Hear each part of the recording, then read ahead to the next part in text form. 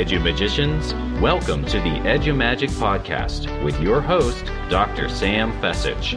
Dr. Sam is a professor of education, author of Edu-Magic, and a pumpkin spice latte fan. This podcast is designed for pre-service teachers. Remember, friends, teaching doesn't begin at graduation, but during that first class at 8 a.m. Let's get this party started. Hi, I'm Dennis Sheeran. And I'm Raymond Steinmetz from the Instant Relevance Podcast. And we're part of the Education Podcast Network, just like the show you're listening to now. Shows on the network are individually owned and opinions expressed may not reflect others. Find other interesting education podcasts at edupodcastnetwork.com. Hey Edu-Magicians, it's Sam, and before we start into this episode, I want to share with you about an amazing resource. It's called the Educator Candidate Member Portal. AAEE provides you with resources such as virtual job fairs, a job board, interview tips and prep, resume building, webinars. You can even get a copy of the Job Search Handbook digitally. So head on over to aaee.org and create your free Educator Candidate Member account today. Friends, one more thing before we get started.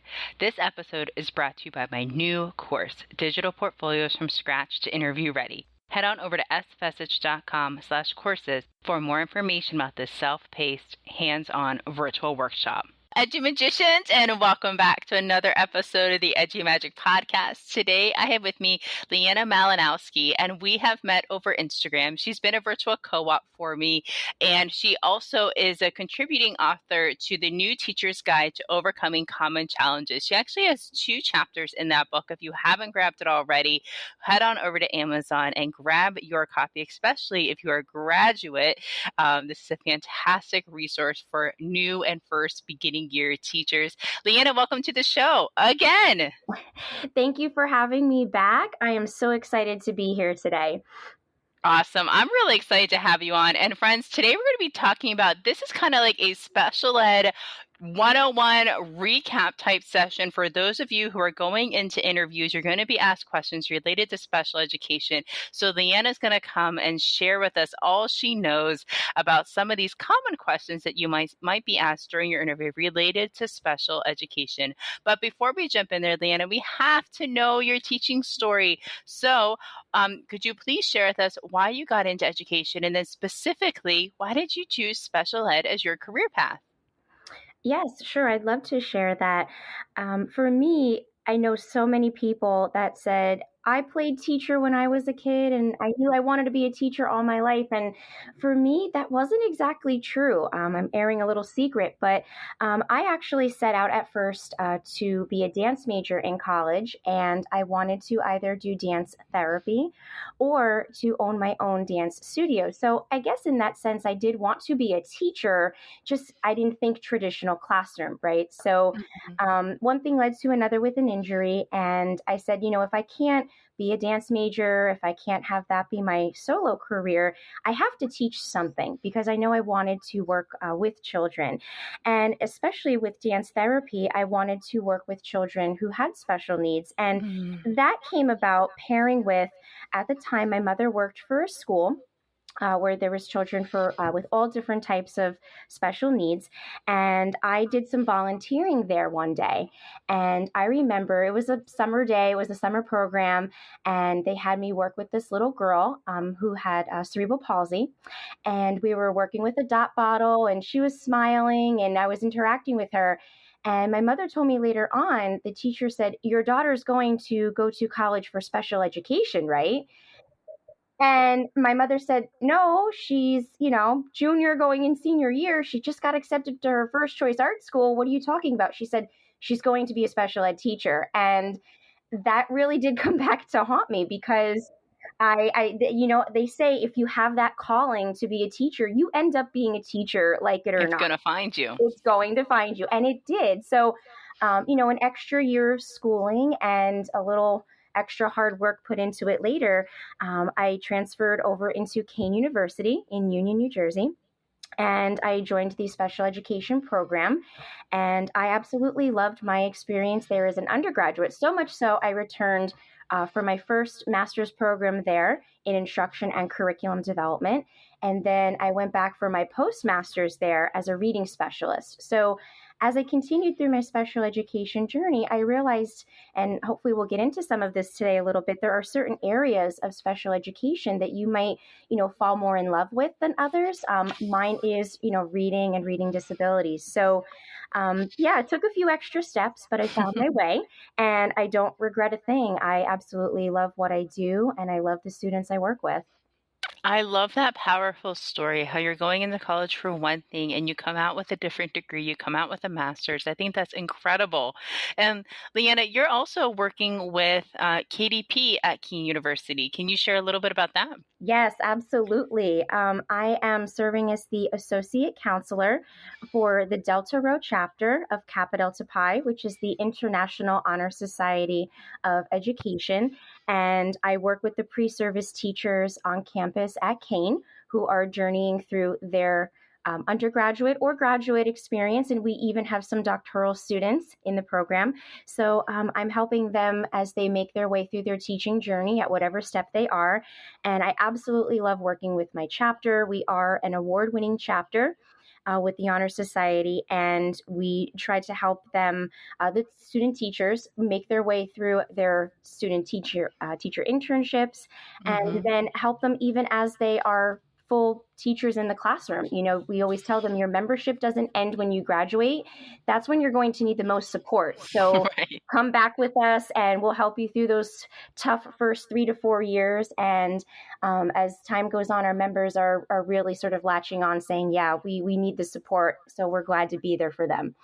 Oh, that's awesome. That's a great support for those new teachers. We know they need support, and having that familiarity is really helpful, I'm sure. Yes, definitely. All right, friends, we are going to be doing a Special Ed 101 review session today with Leanna. So let's get right into our questions. So let's start off very basic. What is special education? Yes. I said I chose special education in a different form and I got into it. But, to me, special education is specialized instruction. And this is instruction that we use to tailor to meet the needs of our students. And I always say, the secret is, I think we're all special educators because even if you don't have a designated class with the label on it, you're the special ed class this year, you're going to have students that are so diverse and have many abilities in your class. And I like to use the word abilities instead of disabilities. And I like to use the words learning diversities in my class. So you're going to have students, whether you're that teacher or not, that are struggling, right? And you're going to have those students that are excelling and need that challenge. So to me, special education is just meeting the needs of those learners with all those learning diversities. And, in that what we call the FAPE, the free, appropriate public education setting. So there's one of the acronyms. Special ed is full of acronyms, so I'll be trying to today. But it's, with the FAPE, the free appropriate public education, with the range of services that we can provide. So, friends, we're talking about special ed, and we know that special ed has a lot of acronyms, like Leanna said. For this episode, I will be creating a little freebie that has all the acronyms to go along with our conversation today. I think our first acronym of the day is FAPE, Free and Appropriate Public Education. And I think that's an important piece when we talk about special education, because our students need to be included as much as possible with their typically developing peers at no cost to their families. They're getting the supports, the services, the education that they deserve to be successful in the classroom and to be as independent as possible. Leanna, anything else you want to add to that before we hop into our next question? I like to add that in special education, and whether you're taking classes right now or serving as a teacher, as a special educator, I always say it's important when you think of special education to focus on the strengths of your students as well as their challenges, because those strengths are what you're going to build the foundation of your teaching on. And you're going to notice those, small moments and those little modalities that they have that you can really grow their personalized program with, or tailor something to have them, like you said, meet their needs, but yet be as independent as possible, because that's really the goal, in my opinion, of special education. It's to provide the supports for the students so they don't need us. The goal is for them to get rid of us as teachers. As much as we want to be there and hold their hand, I always try to challenge them a little bit and say, try to do it without me first, or give them the supports they need to be independent. So I think independence really has been a solid focal point of my personal definition for special ed. So when we get our students into special education, there's a whole process for that. And we know that it's not based on one assessment, one observation. It's actually a whole process for for students to receive special education. Would you mind diving into that a little bit?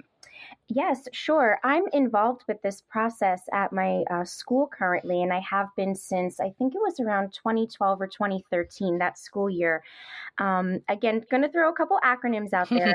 I currently serve on our school-based committee called the I&RS team, Intervention and Referral Services team. And in different schools and in different districts, this acronym may be different, or it may be something slightly tweaked, but the purpose of this committee is when teachers notice a student is struggling in class with something, and it can be anything from academics to behavior or emotional. It could be any sort of thing that a teacher has a concern about with a student. They come to this committee and they have to fill out a report. They have to fill out a narrative, giving some information and giving some data, some facts, like say their current test scores or their report card grades. And we meet with the teacher, and then we meet with the family, and we discuss, some of the challenges that the student is having. And we put into plan what we call an action plan. We have some goals, we have some strategies, and we help the teacher and the family give some extra supports to the student. And after about 6 weeks, we meet again. And after a certain period of time of meetings, if we notice that, there's something that's just not clicking yet, or the student is still really struggling with something, that's when we go to our next phase or our next step, which would be to consider talking to the CST or child study team.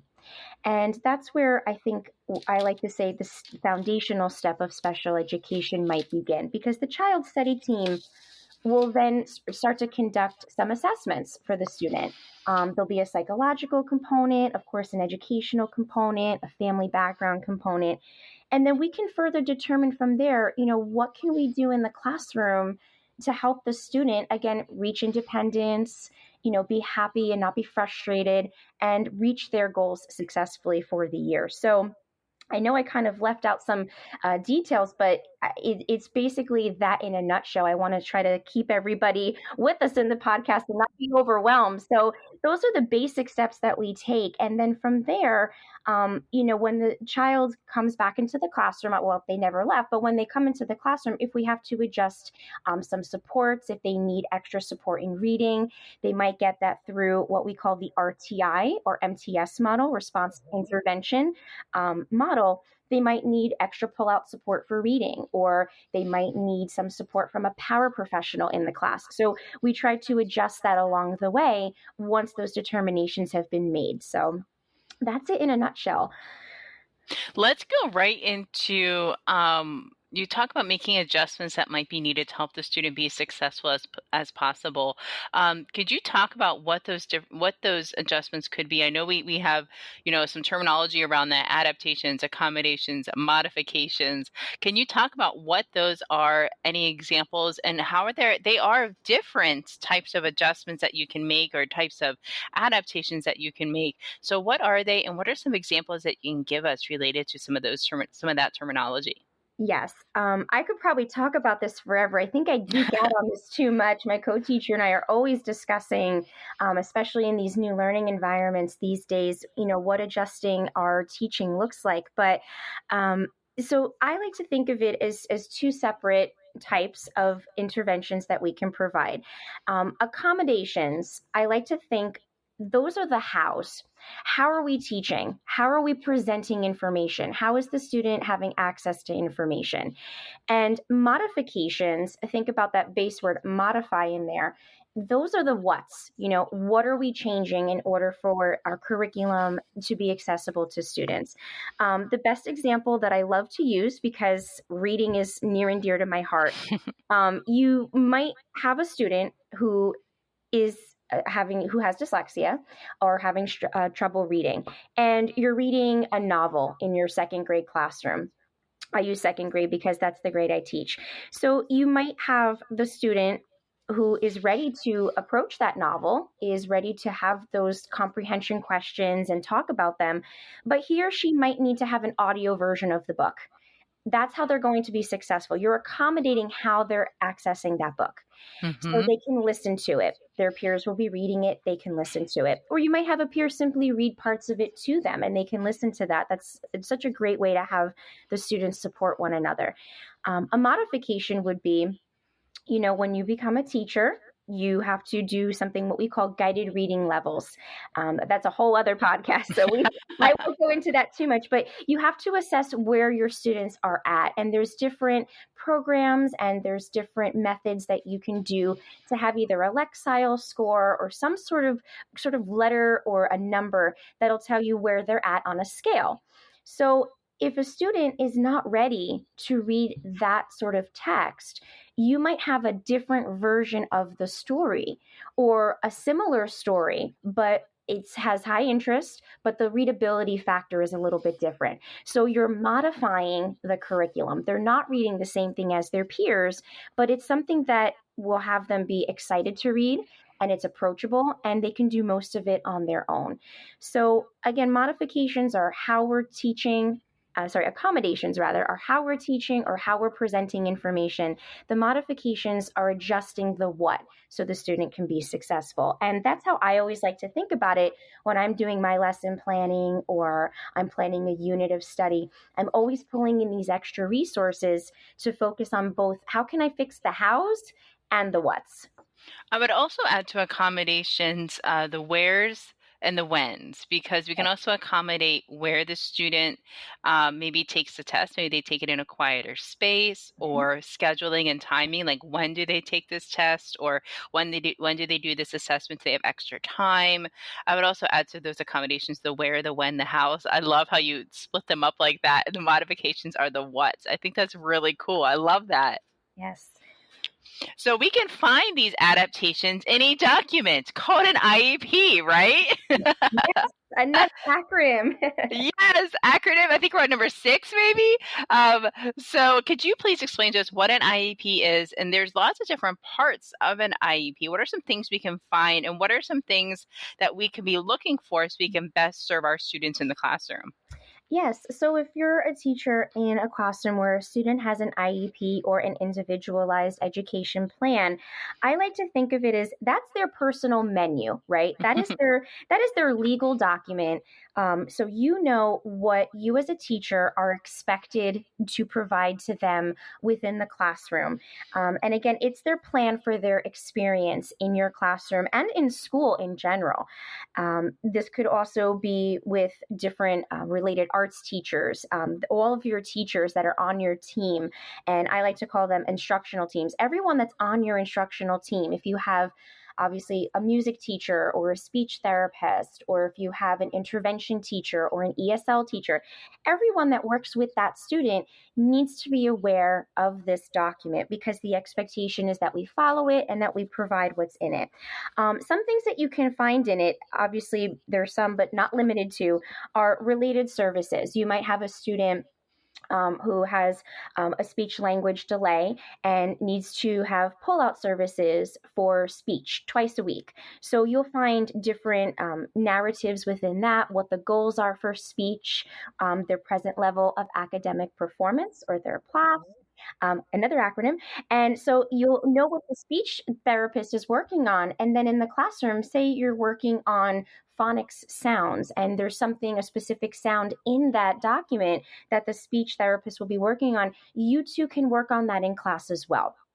Other things that you might find in there are different goals that the student will meet academically for your reading, your math, how much support the student will receive. They might have push-in support. You might even be in a co-teaching situation like I am, where your co-teacher, who is the special education teacher in the general education classroom, he or she has expectations. They have to meet with them a certain amount of times per week. So you'll know as a gen ed teacher, if that's the role you're serving in, how many times per week your co-teacher will be working with those students. Or just if you're the special education teacher, how many times a week you have to serve them. So there's many different components. Some IEPs that I've seen have been up to like 100 pages long if they grow over time. So don't be overwhelmed by the size or how much you see in there. My first advice to anyone who's seeing an IEP for the first time is to take your time. Just like we would say to our students, read it in small chunks, take notes, pull out those important things that you think affect you as the teacher the most, and, really sort of zone in onto the parts that you know that you have to meet in the IEP. So we've talked about what special education is, the whole process of special ed. We talked about an IEP, but there's another document called a 504 plan. And I know that this is a very common interview question. What is the difference between a 504 plan and an IEP? I like to think of a 504 plan as a blueprint of how the school is going to support the student to remove those barriers for learning. A 504 plan to me is a little bit more generalized, and it gives a list of accommodations and things that we can do in the classroom to support the student. It's definitely not as detailed as a full IEP would be. For example, the student might need some sort of physical support doing something, or they might need extra time to take a test. So those are different things that we can implement within the classroom. And believe it or not, students aren't the only ones to have a 504 plan. I actually have one myself because I need to wear my sneakers because of my injury on my foot. So even though there's a dress code at school for me, I'm allowed to wear my sneakers on days where I'm having trouble with my injury. And, they have to allow that. So, same thing it would be for a student who needs some sort of additional support. And again, it could include some different services and changes to the learning environment. But again, I think just like an IEP, the goal is independence. I think that doesn't change no matter what document we're looking at. We still want the student to be as independent as possible. Absolutely. Helping them be as independent as possible is definitely the goal of that IEP of the 504 plan. You had talked earlier about co-teaching, Leanna. Can you share a little bit about what that is and what to expect in a co-teaching type situation? Yes, I did forget one thing really quick for the for the 504 plan. It just slipped my mind. Some of the eligibility requirements for a 504 plan might be different. So again, it's very important to, as the leader sometimes of the instructional team, to be in touch with the family and your child's study team to know what eligibility requirements the student needs. But yes, co-teaching, one of my favorite topics. I've been very blessed the past few years to have an amazing co-teacher. If you do have students in your classroom who have learning diversities, you might very well be paired up with another teacher. And if you're the special education teacher, you might be in the general education classroom. And like myself, if you're the general education teacher, you might have a special education teacher in the classroom. And co-teaching, I think, to different people means something a little bit different. And I have heard stories where either party says, I'm the gen ed teacher, this is my classroom, you help your students, and it's there, it's done. The special education teacher says, these are my students, I will only work with my students, and it's done. I don't find that to be helpful for anyone, adults, students. I don't find that to be helpful at all. To me, co-teaching is really getting to know your partner. If you're going to be spending all day in the classroom with little ones or big kids, you really have to get to know one another and build that relationship just like you would with your students, and really find a way to interweave your teaching together. And one of my most favorite and most impactful mentors I've had in my teaching career when I first started out. I worked in her classroom for part of my student teaching experience. She told me, in a classroom where there's students who have learning diversities and you have a co-teacher or you have paras, even paraprofessionals, you should be able to walk into that classroom and not tell who the teacher is, the gen ed teacher or the main classroom teacher, because everybody should be working with every student, giving them what they need, providing them their services, knowing the students, knowing what they need and how they work. And I found that to be so true. So co-teaching to me is sharing the responsibility for all the students in the class and giving them the supports they need to be successful. And for example, in my classroom, there were times where, prior to our new learning environments with COVID, but I would be in the front showing, a different math problem on the board to one group while my co-teacher was in the back showing a different word problem to a different group. There would be times I would be up in the front and we would all be working on the same problem and he would be walking around and assisting the students. There would be times where he would be in the front showing a math problem and I would be walking around giving the supports. So at different times, you're sharing the responsibility of wearing both hats of the general education and special education teacher. So co-teaching to me is just that relationship that you develop so you can have the best running classroom that you can.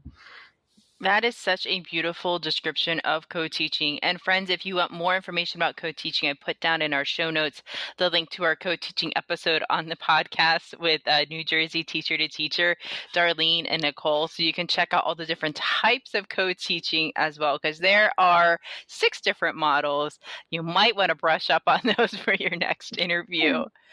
Leanna, before we end out today, I would love for you to share some tips for our future special ed teachers that you have learned over the years or things that maybe you wish you learned before you went into a career in special education.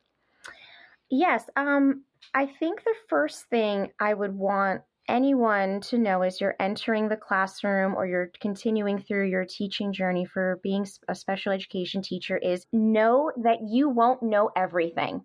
It is impossible to know everything. I have been a teacher for over 13 years and I still sometimes forget and I blank out on acronyms, right? I have to think about it. There's always something new. Education in general is always changing. It's always growing. It's always developing. So with that understanding that you won't know everything, always keep learning. I don't just say this as a reading specialist and I love to read, but you can't read enough. The more you read, the more you research, the more you network and talk with other people, the more you're going to learn and grow. And I think as teachers, whether we are general education teachers, special education teachers, that is so vital. It's a vital lifeline to us and to our industry because we have to keep up with everything that's growing and changing. So always keep learning, always keep networking. My tip would be, on the first day in your classroom, you're not going to know your students, and that is okay. You're going to get to know them. And for my early educators out there, one special piece of advice for sure. You might say to yourself, I see this student struggling, or this student is having some difficult behaviors, displaying some, difficult emotions. And I'm still new, right? No one will believe me. Maybe I shouldn't say anything. Of course, we have to act professional and we have to, put our best foot forward. But your students, even if it's your first year, you're in the classroom with them.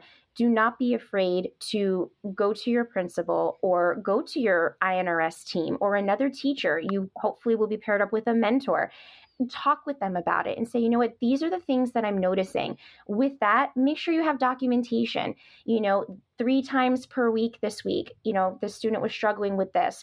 Ask for advice and don't be afraid to ask for advice, but don't be afraid to stand up for your students, because if we don't, who will? Right? We have to really advocate for our students. And I think sometimes early educators have that little hesitation to do that. So definitely reach out to the veteran teachers. They'll help you through it. And like I said, you will get to know your students. And I always joke around. I said, boy, my first few years, I feel bad for the students I didn't service properly because I made so many mistakes. But that comes with the territory, and you're going to continue to grow and be the best teacher that you can be for your students. Absolutely. I love how you shared tips like for our beginning educators and for our students who are for our new teachers who are getting into classrooms in September. Leanna, this has been an amazing conversation. Let me just recap it for us really quick for our listeners. So I love how you shared at the beginning how we are all special educators. We are all reaching and teaching students, taking responsibility for our students in the classroom. And I love the information you gave about the difference between a 504 plan and an IEP, what we can find in an IEP, and what the process of special education is, from noticing something to making sure our students are receiving the services that they need and deserve in the classroom. You also shared about adaptations, accommodations, modifications, accommodations being the hows, the wheres, and the whys, and the modifications being the whats. I love how you separated those two. Those were great. And then we closed out our conversation with some tips for co-teaching and building that relationship with our co-teacher, how it's all of our students, not yours, not mine, it's our students. Now, Leanna, I know my listeners are going to want to contact you. How can we get in touch with you and find you? And also learn more about your the book that you was a contributing author for, The New Teacher Guide to Overcoming Common Challenges. Yes, sure. There's a few ways to reach me. Please feel free to reach out to me on Twitter and Instagram. It's the same. It's at Ms. Malinowski, MS, and then it's my last name, which is MALINOWSKY, Ms. Malinowski. You can reach out to me there, send me a personal message. I'd love to connect with you. You can also find me on Facebook. I know some people don't really use Facebook that much anymore, but it's my full name, Leanna Malinowski, on Facebook. And there's a lot of great communities out there, which is why I hung on to Facebook. So if you reach out to me there and give me a personal message, I'd be glad to share my email and personal information so we can continue to have those personal conversations and I can give support. As far as the book, I know it has been advertised on social media, but if you visit the website kdp.org, which is the website for Kappa Delta Pi, the International Honor Society for Education, it's there and it's available through Routledge, so you can purchase it there as well. So, and if you can't find it or need help, just reach out and I'll help you find it. Awesome. Thank you so much, Leanna. This has been awesome. Thank you so much for having me again.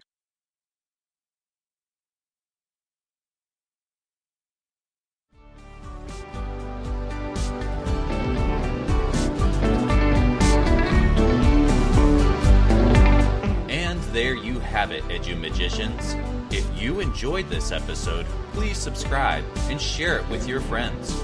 For more Edu-Magic, check out sfessage.com and follow Dr. Sam on Twitter and Instagram at sfessage. Until next time, you have the Edu-Magic within you.